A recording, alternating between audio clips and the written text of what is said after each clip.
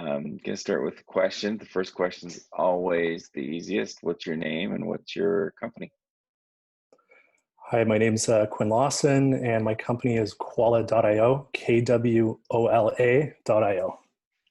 And then give us a little background about what your company does. We've built a dev tool that helps engineering teams find bugs automatically using AI. Okay, that sounds a little bit like magic. Can you break that down for me? Yeah, we've built an AI that essentially mimics a artificial user. It interacts with any software application that's built through a web browser and triggers functionality of that software product. And when it encounters bugs and anomalies, it saves them and then serves them up on a platter for busy engineering teams. So the engineering team gets the notification and can go investigate to see if it was an actual bug and then fix it if it is. That's the idea. 100%. Yeah, we're starting with common and definite bugs. So web crash, like browser crashes, stack traces, JavaScript errors.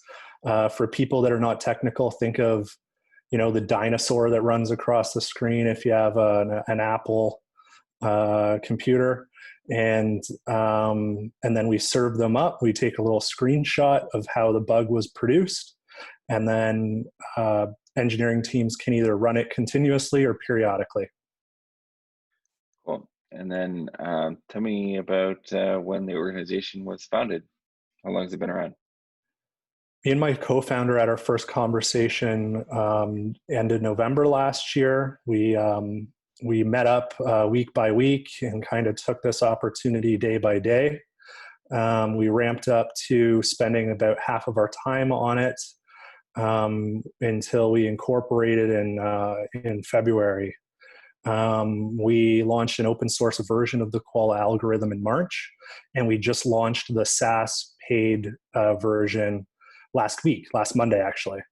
We're moving really quickly, but things are really exciting too. Cool. So just incorporated in February. So what are we at? 4 months now in the middle of a pandemic. Where is it an interesting time to start a business? Any regrets, or is it an opportunity to be developing this type of product during a global pandemic? For me personally, I don't think I've ever been more productive. It might be partially because of how exciting the opportunity is, but it also might be because I have an opportunity to be really focused. I'm generally like someone that really likes networking, and I get to plow all of that energy into talking about Quala during the day. I definitely think that there are mixed opportunities and challenges with COVID-19 and coronavirus. There's kind of a massive reset happening in a number of industries, which is causing dislocation for established companies. It's accelerating the digitization of a lot of industries that were the last ones to really do that, like in the food sector and in maybe even like really large sort of incumbent industries. And there is opportunity to be there. And I think it's really exciting if you can maintain optimism. Very true. Maintaining optimism is always the trick in any recession or global changes. Sorry for the dog barking in the background if you can hear that. No worries. Yeah, we're recording this over lunch, so you hear the microwave. If I miss an unmute time here at the Bilson household. Next question was, we deal with we like Simon Sinek's kind of start with why model. Do you have a sense for why the organization started? Like, what's the driving purpose for the company? We really the dog's excited in the background. Yeah, my co-founder has been he's a really gifted programmer and engineer. And his number one principle is to move fast and build things. And there's a large group of, we want to help people deploy and launch new projects as fast as possible. And one of the biggest setbacks when it comes to digital products is testing in QA. The alternatives are making your users that you count on be your guinea pigs for testing, which isn't potentially the best solution. And we also just really want to foster and lower the barrier for people to just launch and test new things and put things out to market, which aligns with I guess my overarching why, my personal why, which is really helping entrepreneurs. I really think that economic development is really important part of society, and I think that entrepreneurs have a unique place within providing opportunities to people overall, and not just high growth tech companies, but maybe another belief that I have is that you can tell how good a tech community is based off of the farmers market in the local community, and not the BS like gentrification aspect of the farmers market, but more like, are there people coming from different means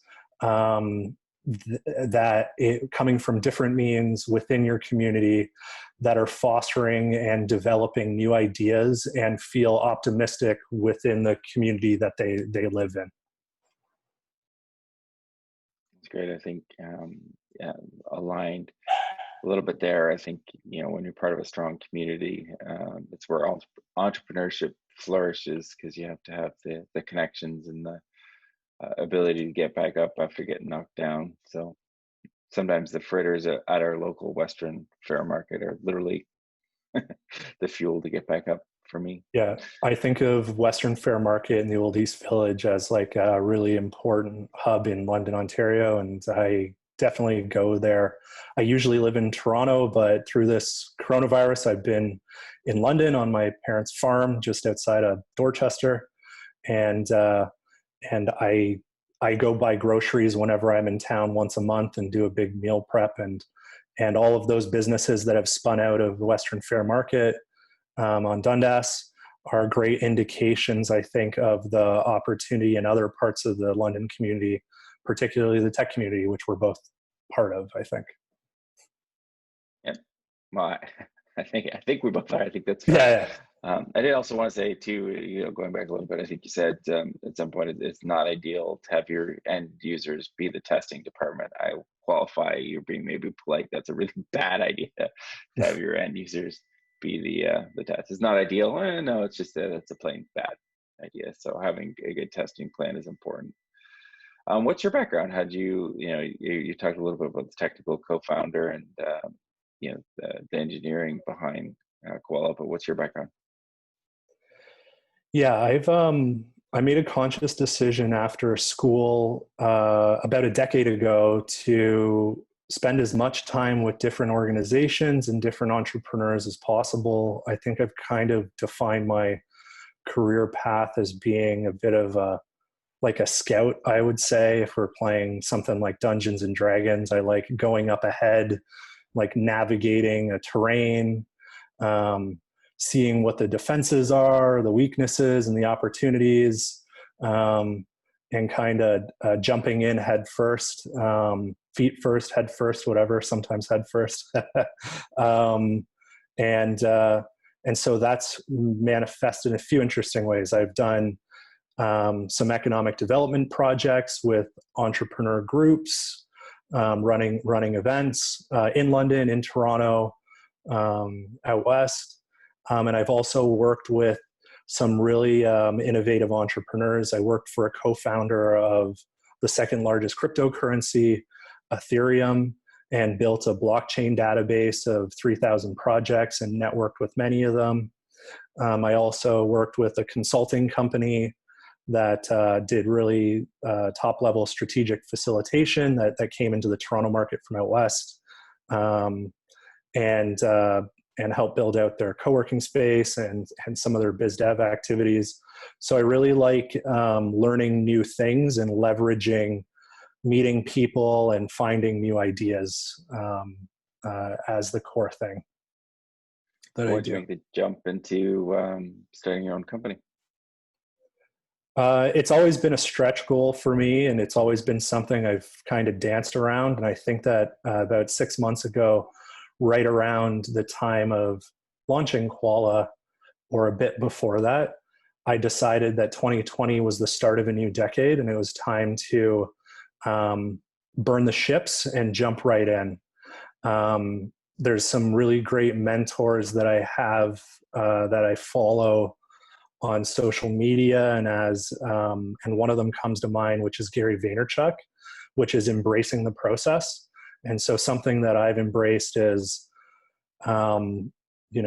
eating shit, essentially. So deciding to burn the ships and make a go of this, because now's the time with this point in my career. Also, as you pointed out, the world kind of shifted anyway. So you might have timed that well. That's sometimes what happens when you take the leap. What seems to be questionable timing ends up being the right time. I totally agree. I'm sorry about the dog. Oh, I think no, the dog's agreeing with us. it's all right. You jumped on pretty early to the RHA online. So my question is, do you think it's important to be part of a network like that? And if so, why or why not? All of the literature around entrepreneurship and economic development and high growth companies show that there's some very simple formulas to bringing people together that create dynamic results. You need people with experience that are lending a hand down, and you need people that have great ideas that want to execute on them. And then you need a little bit of money to make it happen. I think that going back to what you said at the beginning about opportunities or what we think about coronavirus, I think the move to digital communities has accelerated the network connections, or like the tensile strength of places like London, and it's kind of dethroned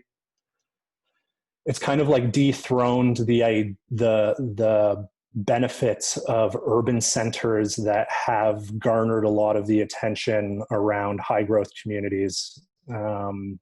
Toronto being one of them, which obviously I'm in a pretty integrated part. And I would also add that London and Toronto is one of the same. We're in this together, and there's a lot to leverage on both sides. Yeah, I'd agree. I think, where we sit right now, the difference between you being in London, Toronto, or Vancouver, except for maybe time zones, is sort of semantics at this point. It'll be interesting to see how long that continues. Last question I'd like to ask before I get to the lightning round. Is there anything I should have asked you about you or Koala that I did not? I guess for all the listeners or watchers that have watched so far, I'm really interested in what's going on in London. I think that even though I haven't been able to meet with people in person, it's been great to see what's happening in RHA and reading the London Business Magazine. And I'm really interested in being a part of the community, even if when I go back to Toronto, which hopefully will be soon. I really like talking to people about hacking through ideas, and I think that I bring a lot of experience when it comes to the amount of entrepreneurship knowledge I've consumed. And even though I might not have experienced it firsthand, I have a podcast for that, maybe is the way to put it. I think there's, it's like the academic versus the experience. The academic's really important to understand, but then it's the applied knowledge is also really important. So I think it's great that you're getting both right now with starting your own company. I also have a lot to learn too. I think I've learned, and I think I've shoehorned myself into believing that I'm a sales or biz dev guy, because there wasn't really other opportunities at startups, but I think I realize how much I have to learn there. And one of the downsides with my experience is that I haven't gone deep on certain tools or skill sets or best practices that people within larger companies accrue from having more experienced people with them. And so I'm always game to also learn from people that are more pointy, less well-rounded and pointy when it comes to sales, business strategy, administration, marketing, product management, all of those things. Yeah, no, I get that. I think, I definitely fell into the well-rounded, but I have a couple of things that I'm super passionate about that are nerdy, like governance and accountability. But other than that, there's some other specialists that are able to go deep on areas that, it's hard, especially as an entrepreneur, to get the practical experience to go deep on, like sales, for example. That's where having good mentors or good partners or good, finding the right staff become really key as you grow. All right, yeah, 100%. Ready for the lightning round? Sure. Questions? All right, married, single, what's your status? I have a long-term partner of the last 4 years, also from London. But we met in Toronto. Actually, we met at Joe Cool's on Christmas Eve in the line, and we both were living in Toronto at the time. That's amazing. Any kids yet? No, not yet. Coke or Pepsi? Kombucha. No, Coke. Mars bar or Snickers? Neither. Favorite movie?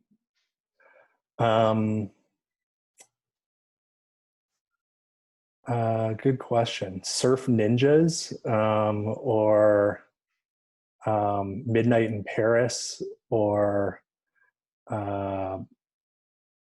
Big Short. Nice. Depending on the vibe. The mood, yeah. Favorite book? My favorite audiobook that I keep going to is The War of Art, How to Win Your Creative Battles, by Stephen Pressfield. Okay, I'm gonna check that one out. Favorite game or video game?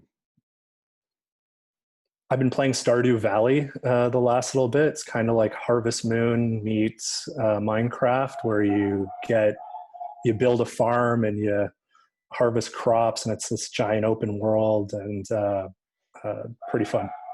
Sounds pretty cool. Favorite vacation spot?